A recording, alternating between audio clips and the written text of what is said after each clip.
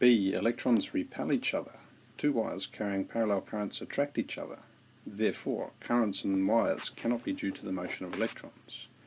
Comment. This is a very, very tricky or sneaky question. It starts off saying electrons repel each other, clearly because they're negatively charged in each, so they will repel. If you were to draw the electric field, they would be attracting positive charges close to each other, but that the fields will not cross and not interact, so they're both going to experience a force equal and opposite from each other in the opposite direction. Okay, that's clear. Now, we've got a situation, two wires carrying parallel currents attract each other. Okay, so there is a force inward in this case. And this, they're saying that, or there's an implied part, that since there are electrons passing through, electrons going that way, that the interaction of electrons, because they repel, that cannot be causing this force. So that's why they're saying, therefore, currents in wires cannot be due to the motion of electrons, because if they really were currents in the motion of electrons in any case going through the wires, there would be some effect which would cause repulsion, because we know electrons repel each other. And then comment. So it's deliberately misleading, it's misdirection to try and I don't know, not trick you, because it's stating two obvious things and then coming up with a very unobvious conclusion. So the way to approach this, I think, is to look at what causes, there's two things, what causes current flow as we know it, and what actually causes this magnetic force. I just told you the answer when I said magnetic, didn't I? What causes the force? Okay. There. So, and is, I guess, is the third question. Is there a charge or a negative charge, charge imbalance, because you have to have a charge imbalance, because the wires as they are with no current flowing in them have no positive or negative charge, they're just neutral. So we want to know, is there a negative charge imbalance to cause repulsion? That is, if, okay, so this is if current flows according to the model that we know. Okay, bring it down a little bit, try and keep it all together. So, let's answer each of these questions and just build the picture up, and then we'll have all the answers will come out by then. So it's misdirecting. The implication is that if current flows with electrons, then there will be a force present to repel, because there will be a charge imbalance enough to create negative charge in each, which will end up repelling the same as we have up here. So, and that's not true, but we go directly to that, or we'll build the picture instead by answering these questions. So what causes current flow? So you have a voltage or an energy potential difference.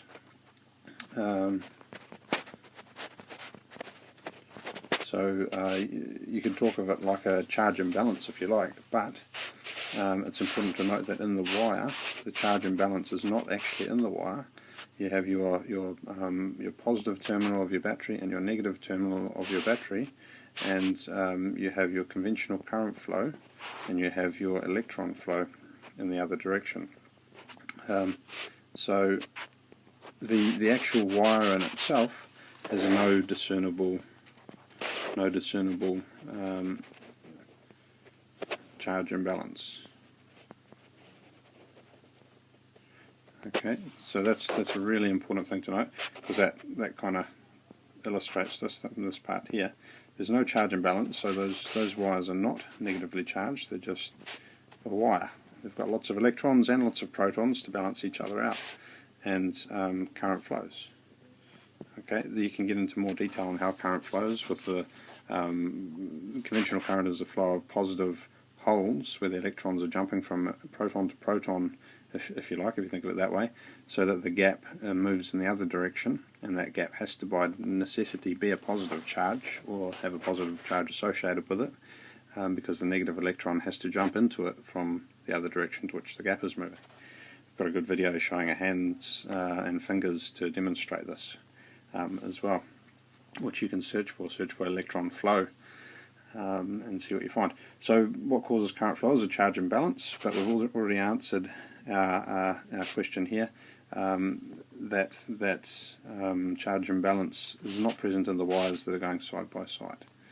Okay, so what actually does cause it, this question here, and we'll just scroll down a wee bit. In a wire, when you've got a wire travelling with a current in it that way, you have a magnetic field according to the right hand grip rule, which will go thumb in the direction of conventional current, fingers in the direction of the magnetic field. So there's a magnetic field around it like this. With two wires that are going side by side with current in the same direction, they'll also have a magnetic field travelling in the same direction, but now where this one's going down, this one's going up. So what's going to happen? What happens is they cancel in the middle, and then you end up with one big magnetic field travelling that way.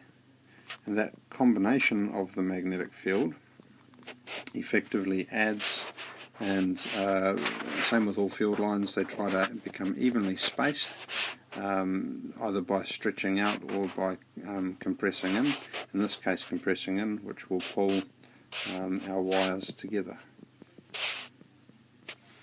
There we go, and so that's exactly how that happens. Now the big question then is, how does that work in with two wires and the negative electrons that are passing through? Well, there are electrons in the wires, and they do account for the surface features of those wires, whether it's the insulation or on the top of the copper.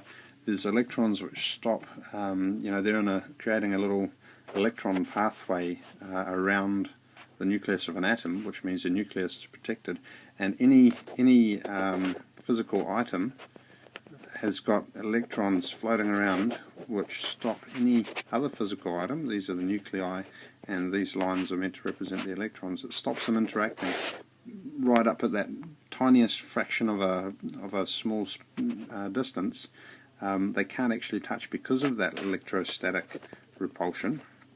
There can be an exchange of electrons, but they can't actually touch because of that negative repulsion. But that's such a tiny small scale, so the electrostatic field is on a very small scale compared to the magnetic field that we've seen produced here between the two wires. So the magnetic field totally and utterly overrules on any visual observation of forces on the wires, because that electrostatic field does not stretch as far. In fact, it stretches minusculely far, because it's just, it does. You've got electrons all over your skin, and when you put your hand on the desk, it stops the desk from, the desk doesn't actually touch your hand, even though you can feel it, but there's that like small layer of electrons that are both negatively charged that are repelling each other from it. It's very weird to think like that, but on that quantum level you're not really touching it. That's a good kind of metaphysical question, really. Are you actually touching the desk when you're trying to touch the desk? Plenty to talk about on that one, but let's just go back up and make sure we answer the question. We've commented that the currents in the wires can be due to the motion of electrons, because there's a magnetic field produced by the electrons running through. Remember, I've done another video about this as well. You've got electrons here, and they open up the magnetic field around them, just if you imagine the wire, but the conventional current's going in that way. And yeah, okay, no, I'm going to go on more than I need to, but I think we've well and truly addressed this question and looked at the reasons why the current and the why can be due to the motion of electrons, because the magnetic field is so much wider, affecting or further affecting radially than the electrons.